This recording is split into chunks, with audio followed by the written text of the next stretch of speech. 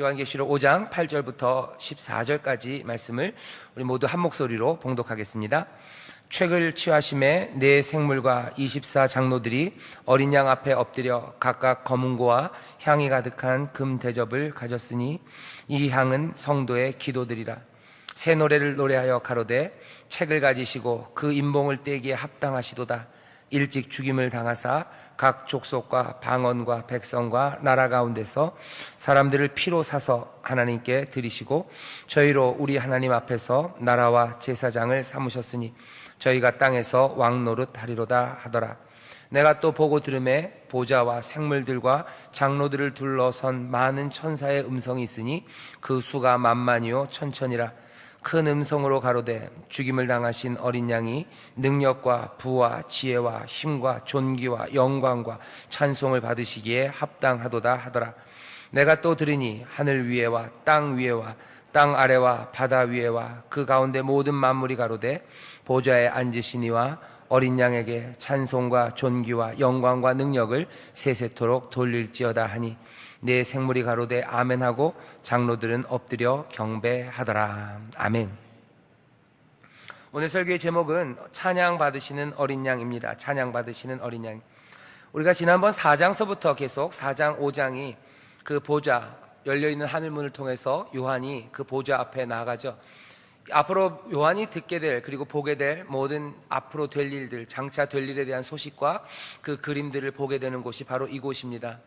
근데 그곳이 어떤 곳인지 설명을 해야 된다고 얘기했어요. 왜냐하면 요한이 받은 계시가 어디 뒷골목에서 주워 들은 이야기가 아니고요, 길 가다가 어디서 주워 본 찌라시를 보고서 지금 우리에게 전하는 게 아니라는 것을 확인해야 합니다. 지금 이것은 열린 하늘문, 그 문 앞으로 들어가서 보좌 앞에 그 보좌에 앉으시니 무지개가 둘러싸있고 그곳에서 뇌성과 번개와 음성이 울려 퍼지고 그 앞에는 유리바다가 있는 그분, 모든 생물들과 그리고 모든 존재들이 그 앞에 그 거룩함과 영원함, 그 전능함을 노래하고 하나님의 백성들은 그 앞에 그 새롭게 행하신 놀라운 지으심과 그 세상을 운영하심, 그것들을 기억하며 또 찬송이 울려 퍼지는 그곳이었습니다. 그곳에서 지금 하나 재밌는 일이 펼쳐져요. 보좌에 앉으신 그분이 오른손에 책 하나를 들고 계시죠. 지난주에 설교했던 내용입니다. 그 책이 있어요. 그 책에 무슨 내용이 있을지 우리는 추측할 수 있습니다. 하나님께서 이 땅을 어떻게 구원하실까에 대한 계획이죠. 사람들은 하나님의 계획을 어그러뜨리고, 그래서 하나님은 어쩌면 이 땅을 그냥 끝내셔야 함에도 불구하고 하나님은 그 놀라우신 은혜와 한없는 사랑으로 다시 새롭게 하시려는 계획, 새하늘과 새 땅을 만드시고 은혜로 세상을 또 평강으로 이 세상을 다스리려는 그 계획을 가지셔요. 하지만 그 책을 열어볼 수 있는 자격 있는 사람이 아무도 없습니다. 왜냐하면 이 세상에 있는 모든 사람들 그리고 모든 존재는 어느 정도는 일정 부분 그 하나님의 세상을 망치는 일에 동참하고 거기에 동조했기 때문입니다. 자기가 망쳐놓은 것들을 이제 회복시키려는 그 계획에 이제 훈수두고 거기에 끼어들 만한 사람이 아무도 없어요. 요한은 이제 이것을 열 사람이 누구냐는 천사의 말에, 이거 열 사람 없다는 그 말에 요한은 그래서 눈물을 흘리는 겁니다. 열어보고 싶어요. 그리고 그 책이 열려야만 합니다. 하나님의 새로운 계획, 그리고 하나님의 구원의 그 뜻, 그 광대하신 지혜, 그 장엄함을 보아야 되고 그것들이 펼쳐져야 되는데 아무도 그 7인을 뗄 수가 없죠. 그때 조용히 장로 하나가 와서 알려줘요. 알려주는 말은 여기 유다지파의 사자가 이 인을 떼기에 합당하시다고, 유다지파의 사자가 이 인을 뗄 거라고, 이제 우리가 그것들을 보게 될 거라고 소식 하나를 전해줍니다. 요한은 울고 있다가요 그 소리를 들어요. 그래요, 정말 유다지파의 사자가 그것을 연다는 말에 그 인을 떼실 만한 분, 그 보좌 앞에 서신 그분을 바라봐요. 듣기는 사자가 그것들을 뛸 거라고, 그죠? 유다지파의 사자가 뛸 거라고 그랬는데 보았더니 거기는 어린 양이 계셔요. 일찍 죽임 당한 것 같은 어린 양이에요. 여기 그 상처가 여전히 남아있는 어린 양, 그 어린 양이 그 보좌 앞에 섭니다. 분명히 사자지만 어린 양이에요. 지난주에 그 포인트에 대해서 말씀을 전했어요. 예수님은 어린 양 맞습니다. 일찍 죽임 당하신 어린 양이, 하지만 사자임을 잊으면 안 된다고 말씀을 드렸어요. 사자임을 잊으면 안 돼요. 동시에 보이는 건 어린 양임을 또 잊으면 안 된다고 말씀드렸습니다. 이제 그 어린 양이 나와서 7절에 보면 이렇게 돼 있었죠. 보좌에 앉으신 이의 오른손에서 책을 취하셔요. 이제 그 책을 취하고 이 책에 있는 7개의 봉인이 있습니다. 그 인을 하나씩 떼서 그 책을 펼치실 겁니다.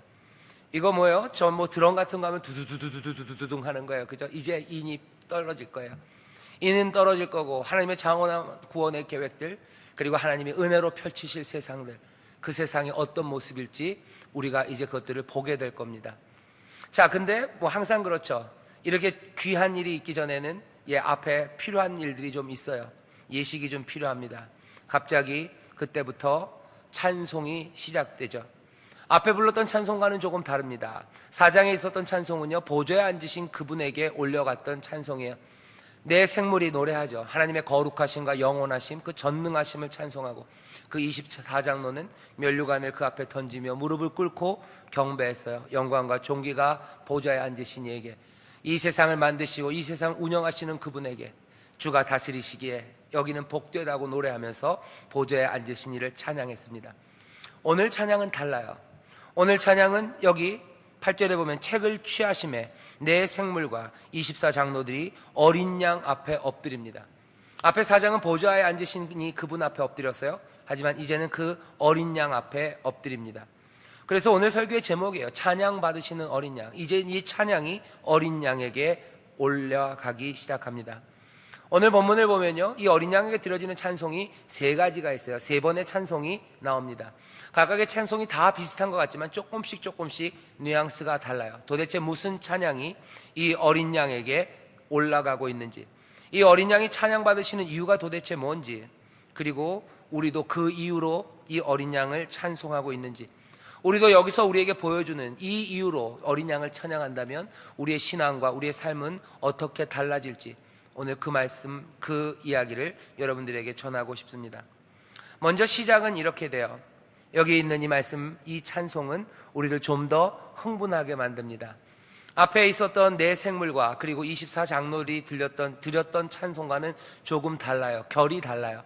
어떻게 다르냐면요, 좀 더 이 말씀을 읽고 있는 우리가 여기에 끼어 들어가기 시작합니다. 우리도 어느샌가, 우리의 어느 부분인가가 벌써 이 찬양의 자리에 우리가 가 있음을 느껴요. 여기 지금 하늘문, 열린 하늘문으로 들어간 사람은 요한입니다. 그리고 우리는 그 이야기를 듣고 보고 있어요. 그런데 어느 순간인가 우리는 여기 없었던 줄 알았는데 우리가 여기 지금 있는 것이 보입니다. 어떻게 보이냐면 이렇게 보이죠. 거기 24장로들이 어린 양 앞에 엎드렸는데요, 각각 이 검은 고를 들고 있대요. 이거 번역을 검은 고로 했습니다. 여러분들이 글쎄요, 여러분들이 상상력이 아주 훌륭하셔서 24장로가 진짜로 우리나라에 있는 악기 그 검은 고를 들었을 거라고 생각해도 뭐 좋습니다. 번역을 그렇게 했어요. 영어 성경 같은 뭐 하프 이런 거예요. 그저 뭔가 현악기들을 들었어요. 그걸 들고 찬양합니다. 근데 검은 고만 있는 게 아니라 향이 가득한 금대접을 각각 들었어요.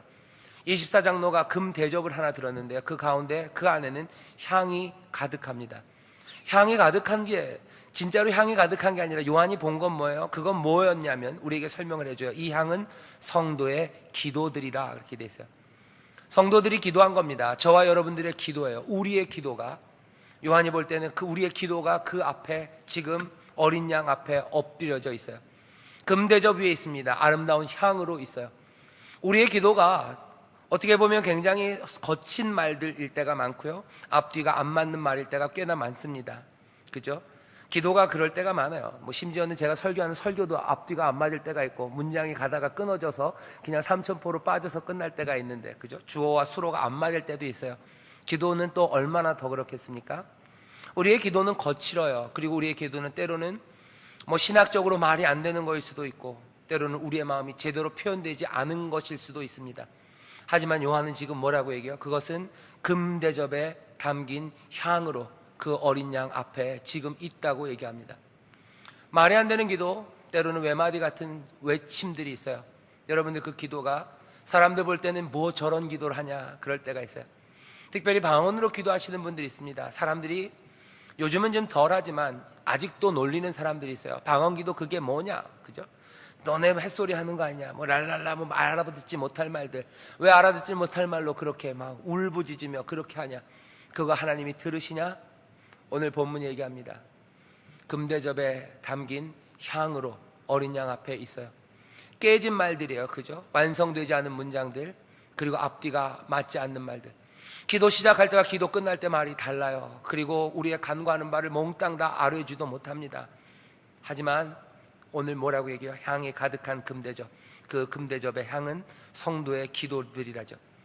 이제 어린 양 앞에 드려지는 찬송은 우리와 무관하지 않습니다. 우리의 기도가 거기에 연결되어 있어요. 이 땅에서 부르짖음이 여러분들 그냥 허망하게 여기서 끝나는 게 아닙니다. 우리가 뭐 하나님과 무슨 직통 전화가 있다 없다 그런 거 따질 필요 없어요.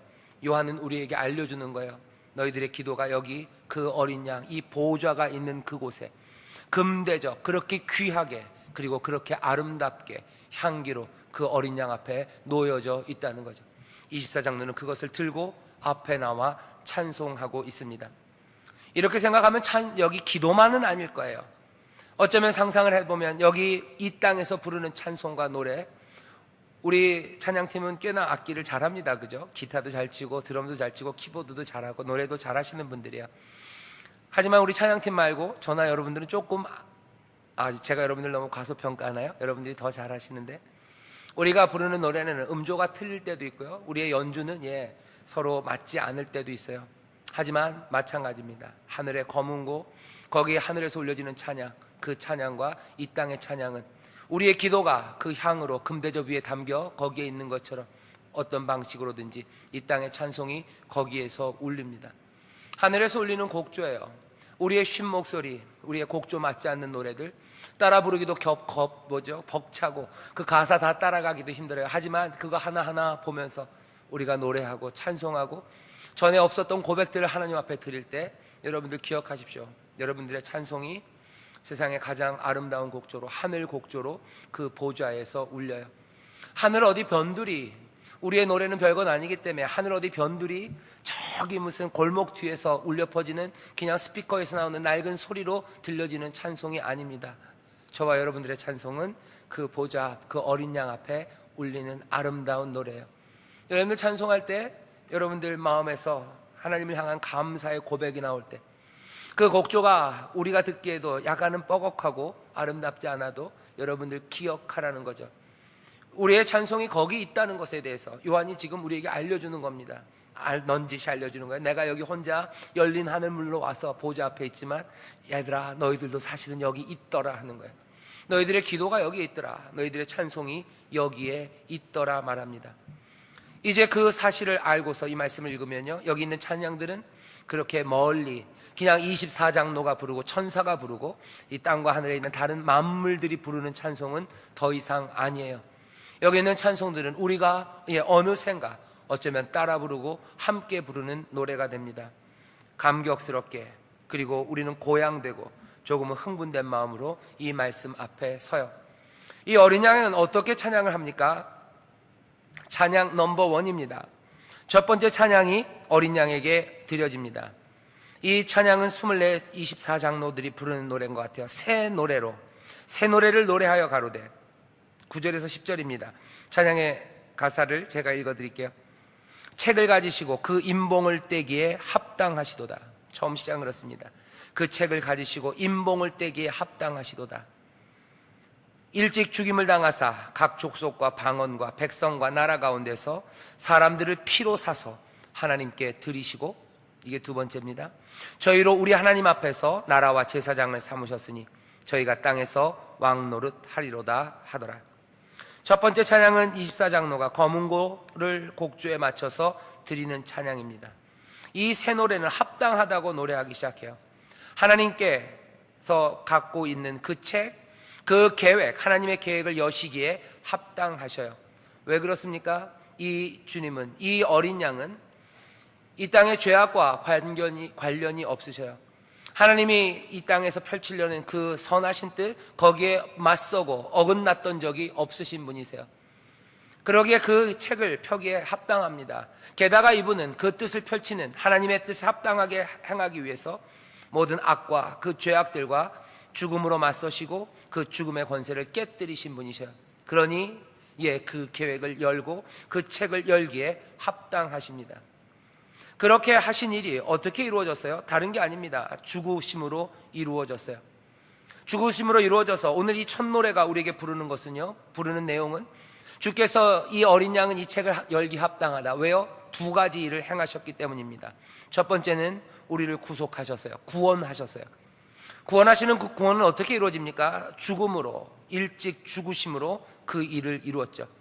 일찍 죽임을 당하사, 그렇죠? 자신이 죽으심으로 어떻게 됐습니까? 각 족속과 백성과 방언과 백성과 나라 가운데서 사람들을 피로 사서 하나님께 드려요.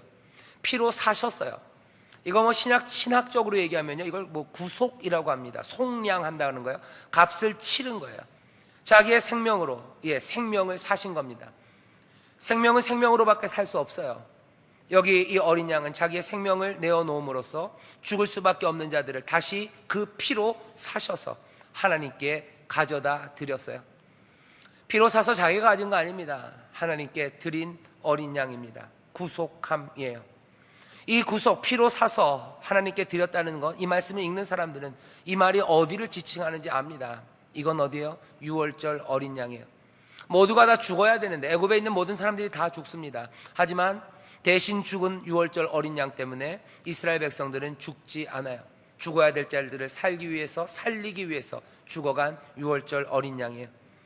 여러분들, 이 요한계시록이 요한이 쓴 겁니다. 그죠? 요한계시록이 요한이 썼어요. 요한복음 보면 그런 말 나오죠. 보라, 세상 죄를 지고 가는 어린 양이로다. 그 어린 양을 여기 이 요한은 기억하고 있습니다. 어린 양이 성취한 건 구속이에요. 하지만 거기서 끝나는 게 아닙니다. 그 다음에 뭐라고 돼 있어요? 이 사람들을 하나님께 드리시고 저희로 우리 하나님 앞에서 나라와 제사장을 삼으셨으니. 나라와 제사장을 삼으셨대요. 나라와 제사장을 삼으셨답니다. 이것도 여전히 유월절과 관련되어 있어요. 출애굽기 19장에 보면 여호와 하나님께서 이스라엘 백성들을 부르시면서 그러죠. 너희들 맹세해라. 근데 이제 내가 너희들을 내 백성 삼고 너희들을 내 제사장 삼을 거다. 내 말대로 살아가겠냐? 약속하라고 그러죠. 이스라엘은 거기에 대해서 약속합니다. 그렇게 하겠습니다. 하나님께서는 그래서 이 사람들을 자기의 백성을 삼으시고 제사장 나라가 되게 하셨어요. 유월절 그 일을 통하여 이제는 왕과 제사장, 그 고귀한 백성들을 만드십니다. 구속하셨을 뿐만 아니라 이들을 왕과 제사장으로 만드셨어요. 이 얘기는 한 단계 더 발전된 겁니다. 그냥 죽을 자들을 살려놓고 끝이 아니에요. 왜? 하나님은 하나님의 뜻을 이루고 싶으셔요. 어떤 뜻이요? 하나님의 뜻이 이 땅에 펼쳐지고 하나님의 뜻이 이 땅에서 이루어지기를 원하셔요. 그 일을 누구에게 맡기시길 원합니다. 자기 백성에게, 왕, 제사장 이들에게 맡기고 싶으시고, 그렇게 이 어린 양은 그 일에 이 사람들을 끌어다 가져다 드리신 거예요. 어린 양이 우리를 구원하시고, 그리고 이 어린 양이 우리를 왕과 제사장 삼으셨어요. 죽을 수밖에 없는 자를 살리시고, 이건 구속입니다. 그리고 하나님의 뜻, 그 뜻을 펼칠 수 있는, 영어로 하면 에이전트죠. 에이전트들이 되게 하셨어요. 하나님 나라의 백성, 왕, 제사장이 되게 하셨어요. 베드로전서에 보면 이 사람들은 하나님의 아름다운 덕을 선전할 겁니다. 우리를 어둠 가운데서 빛으로 인도하신 이의 아름다운 덕을 선전할 거예요. 그 덕이 얼마나 아름다운지, 하나님의 다스리심이 무엇인지 그것들을 전하는 사람, 하나님의 뜻이 이 땅에 펼쳐지게 하는 사람으로 이 사람들을 끌어내시고 그 죽으심으로 이 일을 이루셨어요. 이게 어린 양이 하신 일입니다. 그러니 그 인봉을 떼기에 합당합니다. 찬양은 그렇게 어린 양이 성취하신 그 일을 노래하고 있습니다. 우리의 찬송도 다시 한번 보셔야 돼요. 아까 말씀드렸어요. 여기 이 사람들이 찬양하는 이유, 그 내용들을 보면서 우리의 찬양도 그런 이유로 찬양하는지 물어봐야 돼요. 그리고 우리가 그런 이유로 찬양한다면 우리의 신앙은 어떻게 변할 건지에 대해서 생각해 봐야 합니다. 이 첫 번째 찬양을 우리가 보면서요, 우리의 찬양을 한번 돌아볼 필요가 있어요. 우리는 뭐 어떻게 찬양합니까? 어린 양을 어떻게 높여드립니까? 우리 사랑하는 예수 그리스도, 우리를 죄에서 구원하여 주심 그 은혜에 감격할 때가 많아요. 하지만 그 두 번째, 우리를 왕과 제사장으로 삼으셔서 하나님의 뜻을 이 땅에 펼칠 그 에이전트들, 그 사람들, 그 행동대원들, 그 일을 위하여 부르신 이들, 그렇게 우리를 인도하여 내신 어린 양, 그 어린 양을 우리는 찬양하는지 물어야 됩니다. 하나님의 아들이신 예수 그리스도, 그 어린 양이 죽을 수밖에 없는 나를 살려주심으로 우리가 예수 그리스도께 찬송해요. 그죠? 주님, 우리를 살려주시니 감사합니다. 우리에게 생명을 주시니 감사합니다. 우리를 위하여 피 흘려주시니 감사합니다. 모든 찬양을 주님 받으시고 우리의 모든 감사를 주님 받으시라고 노래합니다. 이 두 번째 찬송도 있는지 물어봐야 되는 거죠. 죽을 자들을 살리셨을 뿐만 아니라 우리로 하나님의 뜻을 행할 사람들로 불러주셨어요. 거기에 대하여 감사하고. 근데 사람들은 어떻게 해요? 거기가 아실아실해요. 그죠? 어린 양이 그냥 여기까지만 하셨으면 좋겠는데 우리를 데려다가 왕과 제사장이 되는 거, 그건 좀 안 맡겨주셨으면 좋았을 텐데. 그 얘기는 뭡니까? 우리를 애굽에서 종살이하던 이스라엘을 그냥 구원해서 풀어놔 버렸으면 제일 좋았을 텐데 어떻게 한 거예요? 그 애굽에서 구원하는 자들을 시내산 앞에다 데려다 놓고 하나님께서는 그들에게 율법을 주시고 나아갈 길, 그리고 행해야 될 일들, 그리고 앞으로 살아갈 삶의 약속들, 그것들을 시내산에서 주신 거예요. 두려움의 시간인 거 사실입니다. 하지만 하나님의 위대한 뜻과 그리고 그 선하신 목적을 이루는 행복하고 가슴 뿌듯한 인생이에요. 충만한 인생인 것도 사실이에요. 근데 사람들은 그것들이 두려움인 것도 사실입니다. 그래서 우리의 찬송이, 우리의 감사가요, 어린 양이 죽으심으로 피 흘리시고 우리의 아픔을 몽땅 다 감당하셔서 우리를 살리신 것, 그것에 대해서는 구구절절히 감사합니다. 하지만 우리를 하나님의 백성, 왕과 제사장으로 삼으시는 그 자리로, 그분의 죽으심으로 우리를 그리로 이끌어 가셨다는 사실에 대해서는 망각하고, 그리고 그것들을 안다 해도 그리 감사하지 않아요. 이렇게 되면 곤란해집니다. 이렇게 되면 하나님의 진리 앞에서 우리의 신앙이 어쩌면 쩔뚝발이가 되기 쉬워요. 어린 양을 무슨 이유로 찬송하는지, 나를 살리셔서만? 아닙니다. 오늘 말씀은 분명히 우리를 왕과 제사장, 그 나라와 제사장을 삼아 땅에서 왕노릇하게 하셨음을, 그것을 어떻게 해요? 감사하고 그것 때문에 어린 양께 찬양하는 거예요. 사람들은 왕노릇한다는 그 말에 혹할 수도 있어요. 여기서 내 멋대로. 아닙니다. 내 멋대로 아니에요. 하나님의 뜻대로 다스리고 하나님의 뜻대로 섬기고 하나님의 뜻을 펼치는 일입니다. 내 마음대로 살지 않아요. 애굽에서 자유함을 얻은 사람들은 자기 마음대로 사는 거 아닙니다. 율법을 주여 하나님의 뜻대로 사는 거예요.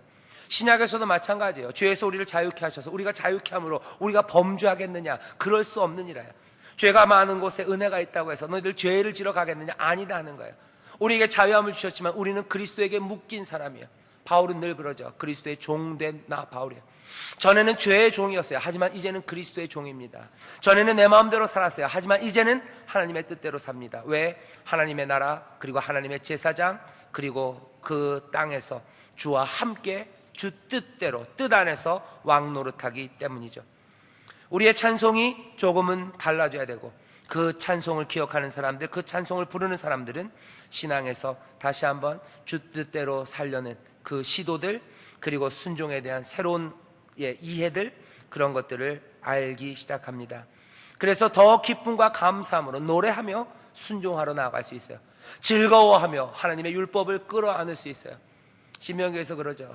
이스라엘아, 너희처럼 복이 많은 백성이 어딨냐는 거예요. 너희처럼 그렇게 의로운 법을 가지고, 너희처럼 그렇게 복된 길을 받은 사람들이 어딨냐.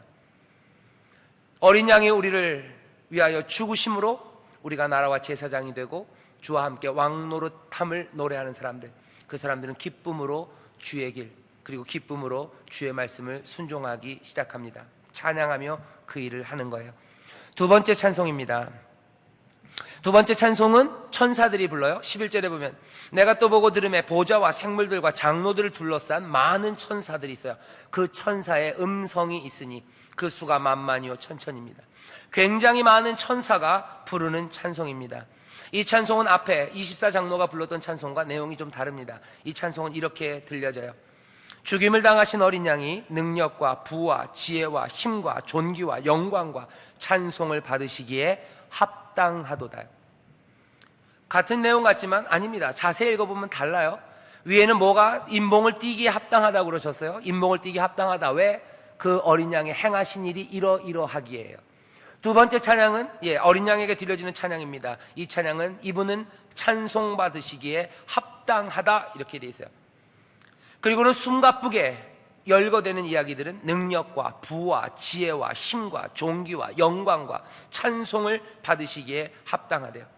찬송을 받으실 자격이 있습니다. 모든 명예, 모든 영광, 모든 부, 모든 힘, 모든 지혜, 모든 것들, 그 모든 것들이 다 그분에게 있어요. 그러기에 찬송받으기에 합당하다고 우리 여기서 이 많은 천사들이 노래하는 겁니다. 이것도 앞에 있는 것과 비슷해요. 우리의 찬송을 보면요, 순전히 주를 사랑하고 그 어린 양을 찬송하고 감사하는 이유가 우리를 구원하심, 그리고 우리와 함께 하시고 우리의 친구로 우리의 곁에 계심, 우리를 인도하심, 그런 것들로 인하여 어린 양을 찬양합니다. 어쩌면 순전히 개인적인 위로, 그리고 우리에게 주시는 소망 때문이에요. 예수님이 우리에게 위로가 되시고 우리에게 소망이 되셔요. 그러니 찬송합니다. 하지만 이 찬송은 좀 달라요. 이 찬송은 내 위로, 나에 대한 이야기만은 아닙니다. 나에 대한 따뜻함만은 아닙니다. 나를 살리심, 그것만은 아니에요. 세상에 있는 모든 영역들, 그리고 모든 영광들, 모든 강함, 부요함, 힘들, 그 모든 범위에서 하나도 미치는 것이 없이 몽땅 다 그분에게 속했고, 그래서 찬양받기에 합당하다고 지금 온 천사들은 큰 소리로, 그죠? 큰 음성으로 외치고 있어요. 큰 음성으로 외쳐져야 되는 소리는 주가 나를 사랑하신다는 걸 넘어서 모든 영광과 부와 권능이 우리 주님에게 있다는 겁니다. 왜 이게 중요합니까? 사람들은 그렇게 생각하기 쉬워요. 예수님 그리스도 어린 양, 그 메시아는 나를 구원하시고 나를 위로하시는 분이셔요. 그것으로 충분해요. 내 영적인 필요를 만족시켜 주므로 찬양받기 합당하셔요. 세상에 있는 부와 권세, 힘, 그 영광은 우리 어린 양께 있는 게 아니라 누구에게 있습니까? 지상의 세력들, 다른 통치자들, 다른 것들에 있다고 생각하는 거예요. 그리고 그들이 다스리는 것에 대해서 별로 문제의식을 느끼지 않습니다. 그들이 다스리는 거, 힘은 거기 있는 거예요. 권능은 거기 있는 거예요. 영광은 걔들이 받을 거예요. 나는 우리 주님에게서 위로받으면 되고, 나는 우리 주님에게서 구원받으면 되고, 내 영이 살아나면 되는 거예요. 그만큼만 생각합니다. 그리고 거기에 만족해요. 하지만 이 천사들이 지금 큰 음성으로 부르는 찬송은 전혀 다릅니다. 여기 나를 위로하심으로 찬송받기 합당하다는 말 없습니다. 죽임당하신 어린 양, 죽임당하신 어린 양은 나를 위로하시는 분이기에 찬양받기 합당하다고 얘기하잖아요. 죽임을 당하신 어린 양, 능력과 부와 지혜와 힘과 존귀와 영광과 찬송이 몽땅 다 그분에게 있는 것, 그것이 합당하다고 얘기하죠. 요한계시록 전체가 사실은 이 이야기를 합니다. 어쩌면 우리가 잃어버렸던, 그리고 잘 기억하지 않으려고 했던 그 부분들을 요한계시록은 계속해서 우리에게 다시 얘기하고 다시 얘기하는 거예요.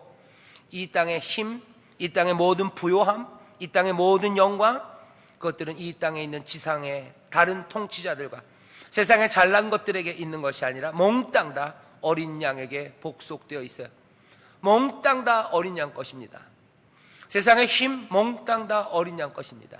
세상의 부요함 몽땅 다 어린 양, 우리가 어린 양이라고 보는 그분, 사자라고 알고 있는 그분, 사자라고 전해 듣고 어린 양이라고 보이는 그분, 예수라고 우리가 알고 있는 그분, 이스라엘의 메시아라고 우리가 이해하고 있는 그분, 그분에게 모든 것들이 다 거기에 들어가 있어요. 이것들을 이해하지 못하면 우리의 찬양은 힘 빠집니다. 우리가 부르는 노래가 그냥 나를 위로해 주세요 해서 끝나지 않아요. 주가 이 땅을 다스리시는 거예요. 주가 세상을 다스리시고 주가 이 땅의 모든 부요함과 지혜와 힘과 영광과 찬송과 존귀와 높임과 그 모든 것들은 다 주님에게 있어요. 이렇게 찬양하기 시작하는 사람들의 신앙은 바뀝니다. 주가 내 영적인 걸 채우시고 나를 위로하신다. 그러면 어때요? 좋습니다. 그것만 해도 마음은 좀 평안해지고, 그냥 힘들고 지쳤을 때 그냥 위로가 될 거예요. 그렇게 위로받는 건 골방에서 받을 수 있습니다. 그냥 저 들판에 혼자 앉아서 받을 수 있어요. 하지만 여기에 이 찬송처럼 모든 힘과 부와 존귀와 영광, 이 찬송이 주님에게 있다고 노래하기 시작하는 사람들은 어느샌가 자기가 있던 골방에서 조용히 고개를 창문을 열고 나오기 시작해요. 주저앉아서 찬양할 수 없는 노래입니다. 일어서기 시작하는 거예요. 개토가 있다면 그곳에서 나오기 시작합니다. 세상을 향해서 어쩌면 한 걸음 한 걸음씩 나오게 만드는 찬송이에요. 모든 힘이 주께 있다면, 어린 양께 있다면, 일찍 죽임당하시는 어린 양, 우리를 구원하시고 우리를 사랑하셔서 죽음으로 우리를 여기로 이끄신 그분에게 모든 힘과 권세와 능력과 존귀와 찬송이 그분에게 합당하다면 내가 골방에 앉아있을 필요가 없어요. 그 주가 다스리시는데 그 주가 세상을 어떻게 다스리나, 적어도 보고라도 싶어요. 내 창문을 열고 싶고, 내가 문 열고 도대체 주가 다스리는 세상의 공기는 어떤지 마셔보고 싶어요. 주께서 악을 어떻게 문지르시는지, 주가 그 부요하심으로 어떻게 가난하고 궁핍한 자들을 새롭게 일으켜 세우시는지, 그 존귀함으로 낮은 자들과 천한 자들, 그리고 아무것도 아닌 인생들을 어떻게 끌어올리시는지 보고 싶어요. 뿐만 아니라 내가 그렇다면 주가 나를 어떻게 고치시고 주가 내 삶에 어떤 일들을 행하시고 이 땅에 무슨 일을 행하실지 그것들을 보러 일어서며 나오기 시작합니다. 오늘 이 천사들이 부르는 이 찬송을 부르지 못한다면, 그래서 예전처럼 나를 위로하시는 주님, 내 친구가 되신 주님, 그 주님으로 만족하고 그 찬송, 어쩌면 그 작은 찬송만 부르며 산다면 믿음의 사람들은 이 세상 밖으로 나오기가 어려울 겁니다. 많은 사람들이 그래요. 믿음의 사람들이, 소위 말하는 성도라는 분들이 왜 세상 일을 살피지 못합니까? 왜 세상 밖으로 나와서 주님이 다스리는 거, 거기에 대한 기대가 없어요. 이 땅은 주가 안 다스릴 거라고 생각해요. 그죠? 이 땅은 어차피 누가 다스리는 거예요? 김정은이 다스리든지, 아니면 문재인 대통령이 하든지, 아니면 트럼프가 하든지, 아니면 세상은 누구예요? 예, 우리 나쁜 사장님이 다스리는 세상이에요. 아니면 아주 표독한, 죄송합니다, 그런 시어머니는 없어요. 그런 분이 다스리는 세상이라고 생각해요. 주는 나를 위로하는 거, 그걸로 충분하다고. 아닙니다. 모든 힘과 존귀와 영광, 찬송, 그것은 우리 주님에게 있어요. 신앙은 이제 점점 세상 밖으로 나오고 창문을 열고, 어쩌면 이 찬송에 내 발은 저절로 둥실둥실 춤추며 밖으로 달려나오기 시작해요. 기대와 소망으로 세상 밖으로 달려나오기 시작합니다. 어떤 일이 벌어질지 기대와 그리고 흥분 가운데 세상을 눈 크게 뜨고 보기 시작해요. 아직 이루어지지 않았습니까? 아직 이루어지지 않았으면 시간이 갈수록 절망, 아니요, 시간이 갈수록 눈은 점점 더 커지는 거예요. 이제 곧 모든 힘과 존귀와 그 부와 권세가 우리 주님에게 있고, 주가 다스린다면, 여지껏 역사하지 않았다면 이제 주가 역사하실 시간은 점점 가까워오고 있는 거예요. 어쩌면 오래 기다릴지 몰라요. 하지만 가까워지고 있는 건 사실입니다. 예, 분명합니다. 시간이 갈수록 절망이 아니라 시간이 갈수록 눈은 더 커지고 심장은 더 두근두근 뛰기 시작하는 거죠. 이 찬송을 부르는 사람들은 그렇습니다. 그리고 이 찬송이 불려진다고 사도 요한은 어쩌면 골방에서 핍박과 어려움 가운데 그냥 위로하시는 주님만을 노래하는 사람들에게, 아니 들어라, 수천 수만의 천사가 큰 음성으로 부르는 찬송이다. 그 찬송 소리를 들으며 어느샌가 그 찬송을 따라 부르고 그 찬송의 대열에 있는 사람들, 그 사람들의 발걸음은 춤추며 세상으로 나오기 시작합니다. 세 번째 찬송이에요. 세 번째 찬송은 빌립보서 2장에 있는 말씀, 그 말씀이 이루어지는 거죠. 주께서 다 낮추시니까 하나님이 어떻게 하셨어요? 모든 것 위에 만물 위에 높이셔요. 땅에 있는 것, 땅 위에 있는 것, 하늘 위에 있는 것, 바다 아래에 있는 것, 그 모든 것들이 그 발 앞에 엎드린다고 빌립보서 2장에 있었죠. 그 말씀이 이루어지는 내용입니다. 또 내가 들으니 하늘 위에와 땅 위에와 땅 아래 바다 위에와 그 가운데 있는 모든 만물이 가로되 보좌에 앉으신 이와 어린 양에게 찬송과 존귀와 영광과 능력을 세세토록 돌릴지어다. 여기도 세 번째 찬양도 비슷한 것 같지만 다릅니다. 다른 건 뭐예요? 보좌에 앉으신 이와 어린 양에게. 이제 찬송이 어린 양에게는 은근슬쩍 앞에 두 번이 갔어요. 세 번째는 노골적으로 확인합니다. 이거는 정당하게 드려지는 찬송이에요. 어린 양에게, 누구와 함께? 보좌에 앉으신 이와 그리고 어린 양에게 찬송이 올라가요. 찬송과 경배는 온전히 보좌에 앉으신 이에게만 드려져야 되는 겁니다. 하지만 이젠 그 경배가 누구에게요? 어린 양에게도 합당하게 이제 드려집니다.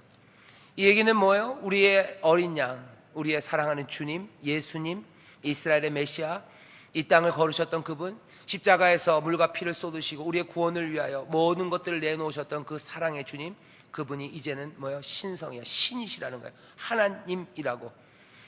하나님만 찬양받습니다. 근데 그 어린 양이 이제는 하나님이시라고. 보좌에 앉으신 이와 어린 양이 함께 찬송받는다고 온 만물이 노래합니다. 여기에 대해서 내 생물은 아멘 하고 장로들은 거기에 엎드리죠. 창조주 하나님과 함께 찬양받으셔요. 이 천둥 같은 예배에서, 이 찬송에서 온 창조 세계가 보좌에 앉으신 분과 어린 양에게 경배를 드려요. 한 분만 받으셔야 될 찬양을 이제 어린 양이 공유합니다. 그 얘기는 우리의 예수님이 이제는 하나님이심을 선포하는 거죠. 이 어린 양이 온전한 신성을 가졌다는 거, 이걸 그냥 이해하라는 데서 이건 끝나는 게 아닙니다. 이 어린 양이 신성을 갖게 된 거는 딱 하나예요. 하나님의 그 계획, 세상을 새롭게 하시려는 그 계획, 우리를 구원하셔서 왕과 제사장이 되게 하시고, 그래서 그 주의 다스리심, 하나님의 뜻이 이 땅에 이루어지는 것, 그 사건 가운데서 이제 이 왕이 되시고 또 이 하나님으로 경배 받으셔요. 이것이 의미하는 바는 이런 겁니다. 어린 양을 찬양하는 사람들, 그 사람들은요, 우리를 구원하셨음 뿐만 아니라 이제 우리의 삶이 이 하나님의 귀하신 계획, 하나님의 뜻을 이 땅에 펼치시고 하나님의 다스리심으로 세상을 새롭게 하는 그 일들에 우리도 함께 끌려 들어갔음을 고백하는 거예요. 어린 양이 하나님이에요. 그럼 우리도 그 어린 양이 하셨던 그 일들, 하나님의 다스리심, 하나님의 뜻이 이 땅에서 실현되는 그 일에 우리도 이제는 함께 몰두해 가기 시작한다는 고백입니다. 어린 양이 찬양 받으셔요? 그럼 우리는 그 어린 양과 함께 어린 양이 하셨던 그 일들을 합니다. 하나님 아버지의 다스리심, 보좌에 앉으신 분의 다스리심이 실현되는 방법은 어떻게 겠습니까? 순종이에요. 그 뜻이 이루어져요. 하늘아버지의 뜻이 이루어지는 방법, 가장 쉽고 그리고 먼저 1차적으로 하는 것은요, 하나님을 사랑하고 그렇게 부름받은 사람들, 그 부르심 받은 자들의 순종서부터 시작합니다. 이 땅에 하나님의 다스림이 가득할 거예요. 하나님의 뜻이 이루어집니다. 시작은 뭐예요? 하나님의 사랑하심을 입은 자들, 부르심을 받은 자들의 순종이에요. 저와 여러분들이 순종할 때 하나님의 뜻은 이 땅에서 이루어지기 시작하는 거예요. 그렇죠? 그렇게 하나하나 그것들은 펼쳐져 갑니다. 더 퍼져 갑니다. 우리의 순종부터 시작돼서요, 모든 세상이 이제 하나님 앞에 순종케 될 거예요. 다른 말로 하면 이 땅에서 우리가 찬송하며 순종합니다. 결국 세상 모두가 다 주께 순종하며 주를 찬송할 거예요. 그 세상을 뭐라고 얘기해요? 주가 온전히 다스리시고 주님이 만드시는 새 세상이에요. 온 세상엔 찬송과 경배가 가득한 세상입니다. 악한 것들은 하나도 아니고 아버지의 뜻이 하늘에서 이루어진 것처럼 이 땅에서 충만하게 온전하게 이루어지는 세상이에요. 그 세상은 이 찬송하는 사람들의 순종으로부터 시작됩니다. 주님의 말씀에, 보좌에 앉으신 하나님의 뜻에 하나하나 순종하기 시작하며 하늘의 뜻이 이 땅에서 이루어지는, 하나님의 다스리심이 이 땅에서 실현되는 그 일에 우리가 참여하기 시작합니다. 주가 우리에게 뭐라고 말씀하시는지 귀 기울여 들으세요. 뭐가 됐든지 감동 주시고 깨닫게 하시는 대로 하나씩 순종하는 거예요. 저와 여러분들이 하나씩 순종할 때마다 하나님의 뜻은 이 땅에서 온전히 이루어져 가기 시작하고 주의 다스리심이 실현돼요. 평강의 왕이 다스린다고 그랬어요. 이 땅의 평강, 샬롬은 어떻게 해요? 내가 순종함으로 시작됩니다. 그것들을 설명하는 건 길어요. 길게 설명할 수 있어요. 꽤나 오래 설명해야 합니다. 하지만 오늘 성령께서 우리들에게 번개처럼 깨닫게 해주시기를 바랍니다.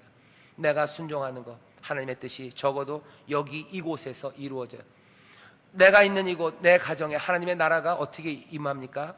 어떻게 하나님의 뜻이 내 가정에서 이루어집니까? 시작은 뭐예요? 내가 순종하면 하나님의 뜻은 내 가정에서 이루어지기 시작하는 거예요. 하나님의 선하신 뜻이 이루어지기 시작합니다. 하나님이 뭐라고 하십니까? 귀 기울여 들으세요. 하나님이 뭐라고 하시는지 말씀으로 찾으세요. 뭐라고 하는지 깨달아 듣고 하나씩 순종하기 시작할 때 여러분들이 서 있는 그곳이 하나님의 능력이 임하여 다스리는 하나님의 나라가 돼요. 어린 양을 찬송하는 사람들, 보좌에 앉으신 이와 어린 양께 찬송하는 사람들, 그 사람들의 신앙은 이렇게 순종으로 주의 다스리심을 이 땅에 이루어내는 새로운 변화, 그리고 새로운 시작, 그 출발점에 우리는 서게 됩니다. 요한계시록 오늘의 찬송이 우리에게 알려주는 내용이에요. 어떻게 찬송합니까? 우리의 찬송이 무슨 내용을 담고 있습니까? 그 내용을 다시 한번 살피셔요. 그리고 그것들을 살피고 그렇게 노래하는 것은 우리의 신앙을 바꿔내요. 이 땅에서 우리가 살아가는 삶의 방식들을 바꿔냅니다. 하나님 앞에 더 순종하게 만들고, 이 순종이 도대체 어떤 의미인지 알아요. 이 순종이 그냥 절대 군주 앞에 쩔쩔매는 순종이 아니에요. 사랑하는 우리 아버지, 우리를 살리신 그분, 보좌에 앉으신 그분의 뜻이 이 땅에 펼쳐지고 그분이 다스리시는, 복되게 다스리고 평강으로 다스리는 그 다스림이 실현되는 일에 내 순종이 거기에 하나씩 그 세상을 앞당기고 그 세상을 확장시켜가는 겁니다. 이건 기쁨의 일이에요. 그리고 기대되는 일이에요. 내 순종 하나가 세상을 바꿉니다. 내 순종 하나가 하나님의 그 귀하고 선하신 뜻이 이 땅에 하나하나 서가는데 거기에 내가 부름받고 내 찬송하며 살아가는 내 삶이 그 일들을 만들어가요. 여기 있는 저와 여러분들이 그렇게 곳곳에서 찬송하고 그렇게 순종하기 시작할 때 그냥 나를 위로하시는 주님만이 아니라 세상의 모든 권세와 능력을 가져시기에 춤추며 문을 열고 방문을 열고 창문을 열고 세상을 두 눈 부릅뜨고 바라보면서 소망 가운데 찬송과 이 순종으로 나가기 시작할 때 우리를 그 나라와 제사장, 그래서 다스리도록 부르시는, 하나님의 통치를 실현하도록 우리를 부르신 하나님의 그 거룩하시고 선하시고 아름다운 뜻이 우리 가운데 이루어집니다. 우리는 그 안에서 기뻐해요. 우리는 그 안에서 즐거워하고 그 안에서 삶의 의미를 발견합니다. 이것 말고 인생이 가질 수 있는 삶의 의미는 없어요. 하나님의 그 영원한 뜻 안에서, 그 다스리심 안에서, 그 펼쳐지는 그죠? 하나님의 다스림과 그 세상, 그 나라, 그것들을 하나하나 만들어가며 사람이 손으로 지을 수 없는 새로운 세상을 결국은 우리가 지어갑니다. 하나님의 다스리심을 우리가 같이 통치하는, 우리가 다스리는 거예요. 하나님의 뜻이 이루어지도록 하는 거예요. 뭘 통해서? 놀랍게도 우리와 함께 하시는 성령, 그 성령의 은혜 가운데 인도하심과 깨닫게 하신 가운데 복된 순종, 그리고 그 찬송하는 가운데 이 일이 이루어지는 줄 믿습니다. 찬송하십시오. 그리고 이렇게 찬송하는 이 찬송을 기억하십시오. 그리고 그 찬송하는 가운데 변화되어가는 우리의 삶들, 우리의 삶의 변화를 통하여 확장되어가는 하나님의 나라와 실현되는 하나님의 통치, 그 다스리심, 우리는 그렇게 그 방식으로 주와 함께 다스립니다. 주의 다스림이 이 땅에 임할 거예요. 기뻐하십시오. 평강의 왕이, 선하신 하나님이, 악이 아니라 그 긍휼과 자비가 충만하신, 인자와 성실이 한이 없으신 그 하나님이 이제 다스리시며 세상을 주관하시고 새롭게 하십니다. 찬양하며 순종하며 나간 여러분 되시기를 주의 이름으로 축원합니다. 이 모든 찬양이 우리 어린 양께 향해 있습니다. 기도하겠습니다. 하나님 감사합니다. 우리 어린 양 예수 그리스도, 우리를 위하여 죽으신 분, 사자 어린 양, 아버지 하나님, 그 어린 양을 찬송하는 우리의 찬송이 아버지 정말로 복되고 정말로 진실되고 진리에 부합되고, 그래서 우리의 힘이 되며 우리의 삶을 변화시키는 놀라운 기적들이 되게 하여 주옵소서. 뭐라 천사들이 찬양하는지, 뭐라 24장로와 뭐라 만물이 찬송하는지 그 찬송의 소리를 귀 기울여 듣게 하시고, 그 찬송의 장엄함과 아버지 하나님 그 찬송이 우리에게 언뜻 번개처럼 보여주는 하나님 그 진리를 우리로 보게 하셔서 찬양 가운데 삶이 변하고 찬양 가운데 새롭게 순종하기 시작하는 주의 귀한 백성들 되게 하여 주시옵소서. 주가 그리 다스리시며 주가 그리 영광 받으실 줄 믿사오니 그 주와 함께 기뻐하는 이들, 그 주와 함께 동행하는 이들, 주여 소망으로 그리고 믿음으로 찬양으로 순종으로 한 걸음 한 걸음 복된 삶을 살아가게 하여 주옵소서. 감사드리며 예수님 이름으로 기도하옵나이다. 아멘.